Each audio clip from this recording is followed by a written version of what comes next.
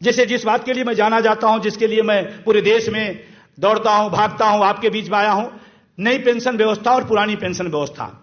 नई पेंशन व्यवस्था 2004 में अटल बिहारी वाजपेयी जी ने एक सौगात दिया हम लोगों को, और जिसकी 30 साल तक हम लोग झेल रहे हैं।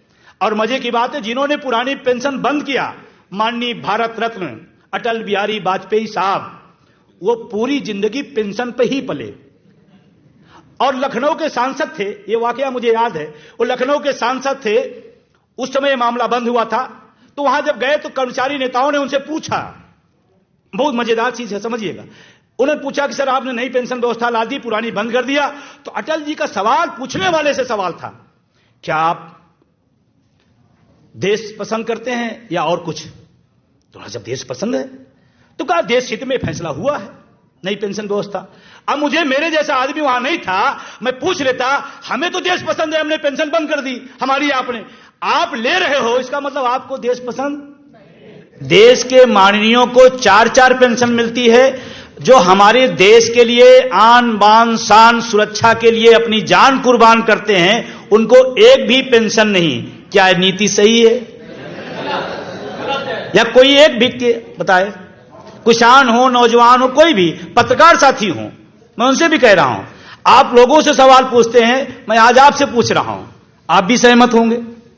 दूसरा सवाल है, सरकारी पद जो खाली होते हैं, वर्षों वर्षों खाली पड़े रहते हैं, लेकिन एक अभी वैकेंसी निकली है पूरे देश के लिए, जो 4 जून का सारा रिजल्ट आ जाएगा। सरकारी पदों के वर्ष वर्ष खाली क्यों पड़े रहते हैं और एमपी एमएलए के सेम डेट में भर जाते हैं? क्या यह सही है? तो अगर एमपी एमएलए के भर सकते हैं, तो जो खाली पद हैं वो क्यों नहीं भरे जा सकते हैं? 4 जून के सारे रिजल्ट आ जाएंगे, ज्यादा 5 हो सकता है, लेकिन 6 नहीं होगा, 7 नहीं होगा। लेकिन अगर आप हमसे पूछेंगे, रेल में 9 लाख पद पिछले 7 साल से खाली पड़े हैं, क्या यह सही है? अच्छा, वो 9 लाख पद भरे होते तो हमारे आपके बीच के कोई जाते, आपका बेटा, आपका भाई, आपका पड़ोसी, कोई तो जाता, कोई तो फतेह पड़ा। तो यह गलत है। और अगला सवाल है, कोई वस्तु, कोई फैक्ट्री, कोई मालिक बनाता है तो उसकी रेट कौन तय करता है? जिसने बनाया है। अगर ये कैमरा बना है तो कैमरे की कंपनी ने तय किया होगा, उसका मालिक तय हुआ, इसकी एमआरपी क्या होगी। सही है, गलत है? इस चश्मे को किसी ने बनाया होगा, फैक्ट्री ने, तो चश्मा मालिक ने तय किया उस चश्मे का दाम। कैमरे बनाया, कैमरा मालिक ने तय किया होगा कैमरे का दाम। जूता बनाया, जूता कंपनी ने तय किया होगा उसका दाम। तो किसान अनाज पैदा करता है तो उसका तय सरकार क्यों करती है, किसान क्यों नहीं करती? क्या मेरे सवाल से आप इंतबाह रखते हैं? गेहूं तय करेगी सरकार और कैमरा तय करेगा कंपनी का मालिक, क्यों भाई? क्या मेरा सवाल सही है या गलत है? ये चंद सवाल आपके बीच में आप रख रहा हूं मैं। दूसरा आपसे सामने मैं रख रहा हूं, माननीयों को इस देश में अगर कोई मुख्यमंत्री, प्रधानमंत्री, एमपी, एमएलए, मंत्री बन जाता है तो क्या चाहता है, प्राइवेट गाड़ी या सरकारी? गनर कौन चाहेगा? बोलो भाई। गनर, बंगला, गाड़ी, भत्ता, वेतन, सब सरकारी, और जनता को फिर प्राइवेट व्यवस्था क्यों? क्या सहमत है या असहमत है? फिर जनता को प्राइवेट व्यवस्था क्यों? ये सवाल है मेरे कुछ। अगला कुछ एक सवाल और है, कितने लोग यहां बैठे हैं, जो भी, हम देश की बात नहीं करते, तो इस कैंपस में बैठे हैं, कितने लोग हैं जो अपने बच्चे को पढ़ाने के बाद उनकी इच्छा है, उनका सपना है कि मेरा बेटा पढ़ने के बाद 5,000 की आउटसोर्सिंग संविदा पर नौकरी करे? कितने लोग यहां सहमत हैं? एक भी आदमी जिसकी इच्छा हो कि 7,000 रुपए में पर मंथ फीस देता हूं, लेकिन मैं चाहता हूं मेरा बेटा संविदा में 5,000 की नौकरी पा जाए तो मेरा सपना पूरा। एक भी आदमी। क्या यह सही है या गलत है? असहमत हैं आप इससे? है या नहीं है? ये पत्रकार साथी हमारे बैठे हैं, ये भी अपने भाई को पढ़ा रहे होंगे, तो ये भी चाह रहे होंगे कि हमारा भाई पढ़ लिख करके दिल्ली यूनिवर्सिटी में प्रोफेसर बने, है या नहीं है? फिर सारा चीज आपको सरकारी चाहिए, हमारे बच्चे को संविदा और आउटसोर्सिंग, जिसकी भी गुप्ता जी साहब ने बहुत अच्छी व्याख्या की थी। आइए इन्हीं तमाम सवालों को लेकर के जो जनता की आवाज है, जनता की मोहर है, जनता की बात है, उसी का नाम दिया गया जनता का घोषणा पत्र।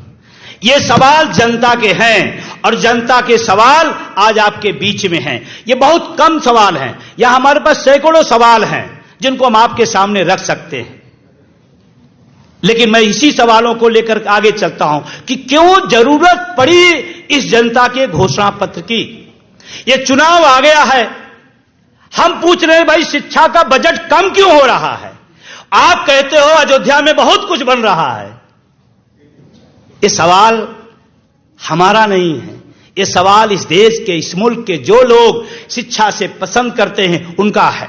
वो कह रहे हैं कि इस देश में सरकारी पद खाली पड़े हैं, आप क्यों नहीं भर रहे हैं? तो वो कहते हैं नहीं नहीं, आपने देखा नहीं, गगनचुंबी हमने एक इमारत दिल्ली के अंदर बनाई है। हम सवाल कुछ पूछ रहे हैं, जवाब कुछ दिया जा रहा है। इसीलिए जनता की घोषणा पत्र की जरूरत पड़ी, इसीलिए इसकी जरूरत पड़ी। और इसी बात को लेकर के आज तो इसकी शुरुआत है, अब ये तो जाएगा। हम सब ने तमाम बार देखा होगा कांग्रेस का घोषणा पत्र, भाजपा का घोषणा पत्र, सपा का घोषणा पत्र, बसपा का पता नहीं क्या, और तमाम पार्टियों घोषणा पत्र। पहली बार भारतीय राजनीति के इतिहास में ये बहुत छोटा कदम है लेकिन महत्वपूर्ण है। पहली बार इस देश में जनता का घोषणा पत्र आपके बीच में आ रहा है, ये बहुत बड़ी बात है। इसकी जरूरत आप महसूस करते हैं तो आप हमारी बात से सहमत होंगे। अगर आपको लगता है नहीं, चुनाव के दौर में मुद्दे कुछ होते हैं और घुमा कुछ दिए जाते हैं, अभी पूछा जा रहा है, अभी कहा जा रहा है, और मजे की बात इसमें एक पार्टी शामिल नहीं होती है। मैं बहुत बेबाकी से कह रहा हूं, क्योंकि पार्टियां सब चाहती कि मुद्दे की बात ना हो। क्यों? क्योंकि मुद्दे की बात होगी तो आज वो फंसेंगे, कल वो फंसेंगे। जैसे आपके विधायक, आपका सांसद जब क्षेत्र में जाता है तो वो कहता है, आपने कहा विधायक जी सांसद जी ये नाली नहीं बन पाई, तो कहता है यार तुम भी अपनी जाति के होकर के, अब हमें नाली साफ चाहिए या जाति चाहिए? और सबसे बड़ा, मैं बड़ी जिम्मेदारी के साथ कह रहा हूं आप सबके बीच में, इस देश में जाति धर्म की जितनी ज्यादा बात होती है उसका सबसे बड़ा फायदा राजनेता लेता है और सबसे ज्यादा नुकसान जनता के हवाले होती है। सबसे बड़ा सवाल हमने पूछा, भाई माननीय सांसद जी हमारे एरिया में इंटरमीडिएट कॉलेज नहीं है, तो कहता है यार तुम भी अपने होकर के ये बात कह रहे हो, इसका मतलब तुम्हारा बच्चा पढ़े न पढ़े लेकिन हम बने रहें। इसीलिए इस जनता की घोषणा पत्र की जरूरत है। एक बार अगर आप सहमत हैं इन बातों से तो आप अपने एक हाथ उठा सकते हैं, और जो पूरे सहमत है दोनों उठा सकते हैं। चलिए कुछ बात, ये मेरे सवाल थे, कुछ बात कह के मैं अपनी बात खत्म करूंगा, क्योंकि आप इसको पढ़ेंगे अच्छे से, और मुझे लगता है कि यह जिम्मेदारी सिर्फ डीएन सिंह की नहीं है, ये जिम्मेदारी सिर्फ प्रोफेसर रतन लाल की नहीं है। मैं तो चाहता हूं आप इसको घर घर ले जाइए, आप इसका संकल्प लीजिए कि अगर ये मिल जाती है तो बंटवा दूंगा, नहीं मिलेगी तो इसकी फोटोकॉपी करवा कर घर घर पहुंचाऊंगा। तब बात बनेगी, तब बात बनेगी, तब जनता की आवाज होगी। और अगर आप ये कर सके, फिर लोग कहेंगे मेरे इतने करने से क्या होगा। मैं बताऊं भाई साहब, लोग कहते हैं चना, अकेला चना क्या फोड़ सकता है, एक कहावत है, लोकोक्ति है, लेकिन मैं इसे इत्तेफाक नहीं रखता हूं। एक ही काफी है, जैसे कहते नहीं समुद्र हो या पानी कहीं हो, एक छोटा सा आप उसमें कंकीड़ ईंट कुछ भी डाल दे, पूरे उसमें हलचल मच जाती है। आज आप हो सकता छोटा हो, आपको लगता है कि ये बहुत छोटे समारोह हैं, तमाम लोग हैं, कहां कैसे हैं, लेकिन ये अभी से शुरुआत है, शुरुआत है, इसलिए आगे जाएगा, लेकिन इसमें आपका सहयोग चाहिए। मीडिया के साथी जो हैं, आप अगर देखिए, इस बात को भी देखें आप हम क्योंकि हम इलाहाबाद यूनिवर्सिटी के हैं, वहां से पढ़े हैं, पॉलिटिकल साइंस से हैं, हम बच्चों को पढ़ाते हैं संविधान, हम पढ़ते थे मीडिया लोगों की आवाज है, ऐसा पढ़ते थे। और दुर्भाग्य से, बड़ी जिम्मेदारी से कह रहा हूं, आज मीडिया के आवाज को ही दबा दिया जा रहा है। अभी एक चैनल वाले आए, उनका मेरे चैनलों को बंद कर दिया गया। क्यों? क्योंकि इस पर आपने, अरे मीडिया नहीं बोलेगी तो बोलेगा कौन? कौन उठाएगी बात? कौन रखेगा बात? वो बात ये हो या बात वो हो, लेकिन उसको आजादी है इस लोकतंत्र में कि वो बात उठाए, और आप उसको बंद कर दे रहे हैं। और आपको बताते हुए खुशी हो रही है कि 1 अक्टूबर की एक रैली हुई थी, वो भीड़ इसी की है। ये भीड़ आप देख रहे हैं। 1 अक्टूबर को रामलीला मैदान में डीएन साहब जैसे कहा कि रामलीला जब से बना होगा उसका जो इतिहास भूगोल होगा आप जानिएगा, लेकिन मैं आपसे कहना चाहता हूं पूरी जिम्मेदारी के साथ कि रामलीला जब से बना है तब की सबसे विशालतम रैली 1 अक्टूबर की रामलीला मैदान में किया गया। लेकिन आप बड़ी जिम्मेदारी से बताना कितने लोगों को वो खबर मेन थीम में मिली थी? मेन थीम की मीडिया में आया था? नहीं आया, नहीं आया। आया क्यों नहीं? क्योंकि ये भी एक प्राइवेटेशन का खेल है। हर चीज हाथ में कब्जे में कर लो, ये भी उसी का खेल है। तो बहुत सारी बातें हैं, लेकिन कुछ चंद बातें और रह गई हैं जिसको मैं आपसे कहना चाहता हूं। जैसे जिस बात के लिए मैं जाना जाता हूं, जिसके लिए मैं पूरे देश में दौड़ता हूं, भागता हूं, आपके बीच में आया हूं, नई पेंशन व्यवस्था और पुरानी पेंशन व्यवस्था। नई पेंशन व्यवस्था 2004 में अटल बिहारी वाजपेयी जी ने एक सौगात दिया हम लोगों को, और जिसकी 30 आज तक हम लोग झेल रहे हैं। और मजे की बात है, जिन्होंने पुरानी पेंशन बंद किया, माननीय भारत रत्न अटल बिहारी वाजपेयी साहब, वो पूरी जिंदगी पेंशन पे ही पले। और लखनऊ के सांसद थे, ये वाकया मुझे याद है, वो लखनऊ के सांसद थे, उस समय मामला बंद हुआ था। तो वहां जब गए तो कर्मचारी नेताओं ने उनसे पूछा, बहुत मजेदार चीज है, समझिएगा। उन्होंने पूछा कि सर आपने नई पेंशन व्यवस्था ला दी, पुरानी बंद कर दिया। तो अटल जी का सवाल पूछने वाले से सवाल था, क्या आप देश पसंद करते हैं या और कुछ? तो जब देश पसंद है तो कहा देश हित में फैसला हुआ है नई पेंशन व्यवस्था। अब मुझे, मेरे जैसा आदमी वहां नहीं था, मैं पूछ लेता, हमें तो देश पसंद है, हमने पेंशन बंद कर दी हमारी, आपने, आप ले रहे हो, इसका मतलब आपको देश पसंद? ये तो लोग चूक कर गए। और ये तर्क दिया गया देश हित में किया गया। और आज भी उन्हीं के चेले हैं, वो भी एक ही लाइन बोलते हैं, शिक्षा का बजट कम क्यों कर दिया गया? देश हित में। रोजगार नहीं भरा जाएगा, किसके लिए? देश हित के लिए। हर चीज किसके लाभ में? देश हित के नाम पर। तो ये एनपीएस व्यवस्था पूरी तरह से एक लाइन में कॉर्पोरेट जगत का खेल है। कंपनियों को प्रॉफिट देने का एक तरीका है। सरकारी पैसा कैसे प्राइवेट सेक्टर के लोगों को मिलेगा, ये उनके लिए योजना है। हम इसको पेंशन नहीं कहते। कई टीवी डिबेट में हमसे पूछा गया नई पेंशन व्यवस्था को आप क्यों नहीं पसंद? हमने कहा वो पेंशन व्यवस्था है ही नहीं है, और जो पेंशन व्यवस्था है ही नहीं है तो हम उसको कैसे स्वीकार कर लें? पुरानी पेंशन व्यवस्था क्या थी? मैं आपको बड़ी जिम्मेदारी के साथ कहना चाहता हूं, तमाम लोग यहां बैठे होंगे पेंशन ही पाते होंगे। पुरानी पेंशन का जो हैसियत थी, एक कर्मचारी जब रिटायर होता था उसको जीपीएफ मिलता था।